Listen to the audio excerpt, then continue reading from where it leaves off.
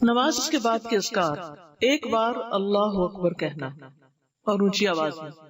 ابن عباس کہتے ہیں میں نبی صلی اللہ علیہ وسلم کی نماز کے مکمل ہونے کو تکبیر کی وجہ سے سمجھ جاتا تھا، یعنی سلام کہنے کے بعد آپ اللہ اکبر کہتے۔ نمبر 2، 3 بار استغفر اللہ کہنا، میں اللہ سے بخشش مانگتا ہوں۔ صبان کہتے ہیں کہ رسول اللہ صلی اللہ علیہ وسلم جب اپنی نماز سے فارغ ہوتے تھے تو 3 مرتبہ استغفار فرماتے۔ ولید کہتے ہیں کہ میں نے اوزائی سے پوچھا آپ استغفار کس طرح فرمایا کرتے تھے، تو انہوں نے کہا آپ اس طرح فرماتے استغفر اللہ استغفر اللہ استغفر اللہ۔ اس کی کیا حکمت ہے؟ نماز کے بعد استغفار کرنے کی۔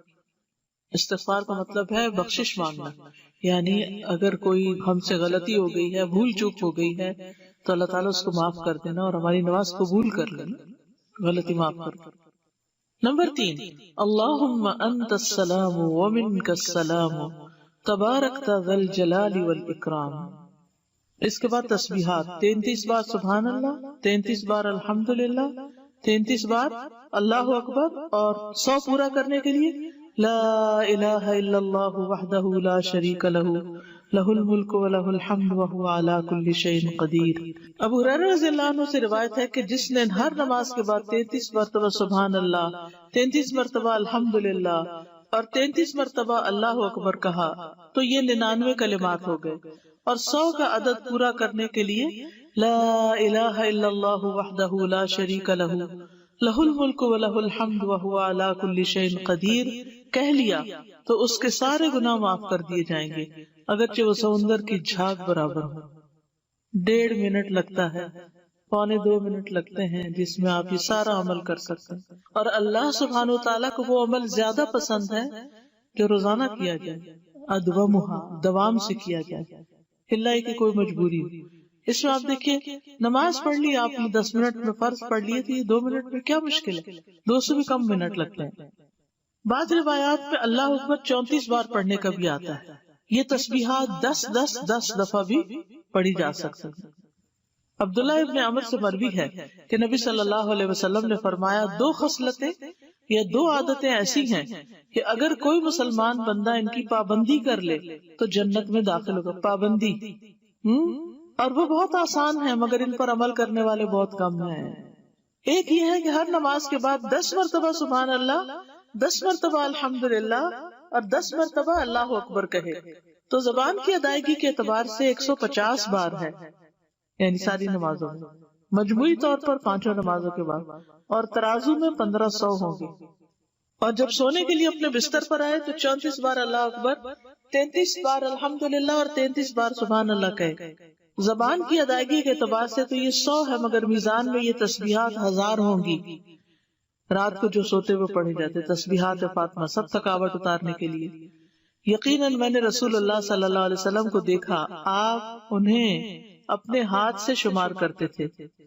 صحابہ نے پوچھا اللہ کے رسول یہ کیسے ہے کہ یہ آسان عمل ہے مگر ان پر عمل کرنے والے تھوڑے ہیں؟ آپ نے فرمایا سوتے وقت میں کسی کے پاس شیطان آ جاتا ہے اور پہلے اس سے کہ وہ تسبیح پوری کرے وہ اسے سلا دیتا ہے، اور اسی طرح اس کی نماز میں شیطان آ جاتا ہے اور یہ تسبیحات پڑھنے سے پہلے ہی کوئی کام یاد دلا دیتا ہے۔ 25 بار تسبیحات پڑھنا، یعنی یہ بھی جائز ہے، ٹھیک ہے۔ آیت الکرسی، جنت میں جانے کا راستہ۔ رسول اللہ صلی اللہ علیہ وسلم نے فرمایا جو شخص ہر فرض نماز کے بعد آیت الکرسی پڑھے اس کو موت کے علاوہ کوئی چیز جنت میں جانے سے نہیں روک سکتی۔ سبحان اللہ۔ یعنی نماز پڑھی اور نماز کے بعد آیت الکرسی پڑھ کے آپ دیکھیے کتنی دیر لگتی، شاید ہارڈلی منٹ بھی نہ لگتا، اور یہ سب سے افضل آیت ہے۔ اس کے پڑھنے سے ایک محافظ آ جاتا ہے، شیطان قریب بھی نہیں پٹکتا، جنات سے بچانے والی آیت ہے یہ۔ وہ آیت سورۃ البقرہ میں ہے، اسے کوئی شام کو پڑھے گا تو صبح تک پناہ میں رہے گا، جو صبح پڑھے گا شام تک ہم سے پناہ میں رہے گا، یعنی جنات سے۔ معوذات، سورۃ الاخلاص، سورۃ الفلق، سورۃ الناس، یہ بھی ایک بار پڑھنا ہوتی ہے نماز کے اذکار میں۔ عقبہ بن عامر کہتے ہیں کہ رسول اللہ صلی اللہ علیہ وسلم نے مجھے حکم دیا تھا کہ میں ہر نماز کے بعد معوذات پڑھا کروں۔ رب اعنی علی ذکرک و شکرک و حسن عبادتک۔ معاذ بن جبل کہتے ہیں کہ رسول اللہ صلی اللہ علیہ وسلم نے میرا ہاتھ پکڑا اور فرمایا میں تم سے محبت رکھتا ہوں اے معاذ. میں نے عرض کیا میں بھی آپ سے محبت کرتا ہوں یا رسول اللہ. تو رسول اللہ صلی اللہ علیہ وسلم نے فرمایا تم پابندی سے ہر نماز میں یہ دعا مانگا کرو, رب اعنی علی ذکرک و شکرک و حسن عبادتک. اور آپ نے یہ ان کو وصیت کی تھی کہ کبھی نہ چھوڑنا اس کو. لا الہ الا اللہ وحدہ لا شریک لہ لہ الملک و لہ الحمد وہو علی کل شیء قدیر. 3 بار. لا الہ الا اللہ وحدہ لا شریک لہ لہ الملک و لہ الحمد وہو علی کل شیء قدیر. اللہم لا مانع لما اعطیت ولا معطی لما منعت ولا ينفع ذا الجد. ایک روایت میں منک الجد بھی آتا ہے, یہ اگلی روایت ہے. ولا ينفع ذا الجد منک الجد. لا الہ الا اللہ وحدہ لا شریک لہ لہ الملک و لہ الحمد یحیی و یمیت وہو حی لا یموت بیدہ الخیر وہو علی کل شیء قدیر. یہ دعا اور کس موقع پہ پڑھی جاتی؟ بازار جاتے ہوئے. کئی لاکھ نیکیوں کا ثواب ہے جو بازار میں یہ دعا پڑھ لے. اللہم لا مانع لما اعطیت ولا معطی لما منعت ولا ينفع ذا الجد منک الجد. 3 بار پڑھنا, ٹھیک ہے؟ یعنی لا الہ الا اللہ وحدہ 3 بار اور پھر اللہم لا مانع. لا الہ الا اللہ وحدہ لا شریک لہ لہ الملک و لہ الحمد وہو علی کل شیء قدیر. لا حول ولا قوة الا باللہ.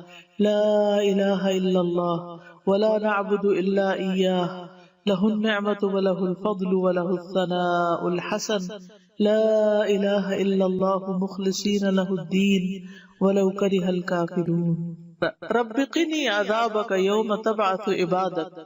اے رب مجھے اس دن کے عذاب سے بچانا جس دن تو اپنے بندوں کو اٹھائے گا. پھر ہے اللہم انی اعوذ بک من الکفر والفقر وعذاب القبر. کفر, فقر اور عذاب قبر سے تیری پناہ میں آتا ہوں اے اللہ.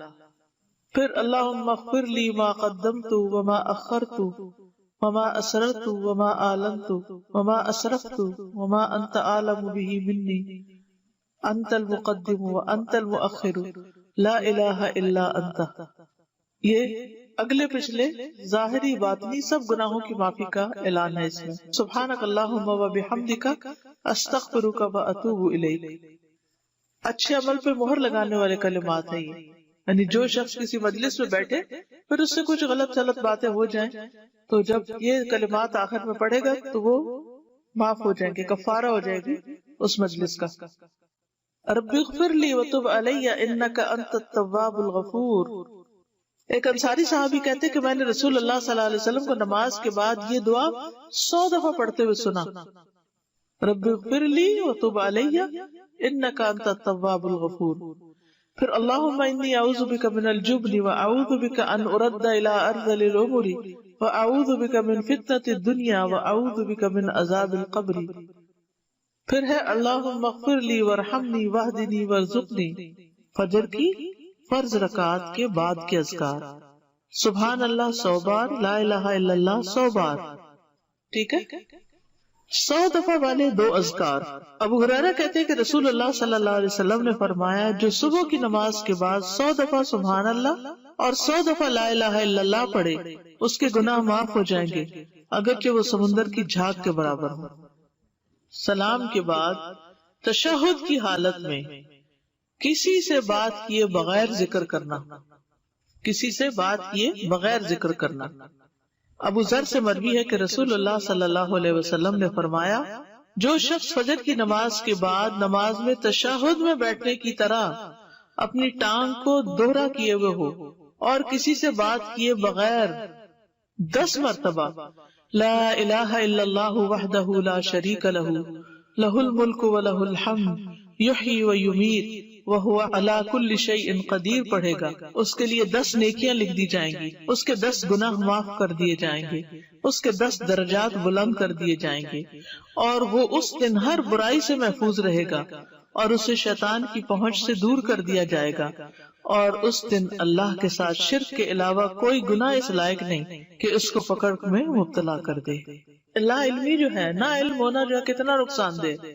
کتنی دیر لگے گی اس طرح 10 دفعہ پڑھنے میں؟ لیکن شرط یہ ہے کہ نہ وضو ٹوٹا ہو، نہ آپ اٹھے ہو، نہ بات کی ہو، جدھر بیٹھے ہیں ادھر ہی ٹانگ موڑے ہوئے، یعنی کسی گناہ پہ پکڑ نہیں ہوگی، شرک کیا تو پکڑ ہوگی، یہ مطلب۔